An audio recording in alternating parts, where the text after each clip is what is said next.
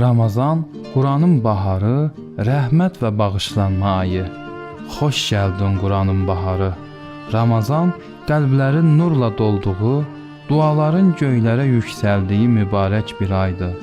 Bu ayda hər bir ayə bir Quran kimi qəlbimizə işıq saçır, ruhumuzu aydınlandırır. Ramazan, Quranla ünsiyyət ayıdır. Hər oxunan ayə bizi Rəbbimizə daha da yaxınlaşdırır. Oruc təkcə aclıq deyil, nəfsin tərbiyəsi, səbrin zirvəsidir. Hər iftar süfrəsi paylaşmağın gözəlliyini, hər sahur niyyəti isə imanımızı gücləndirir.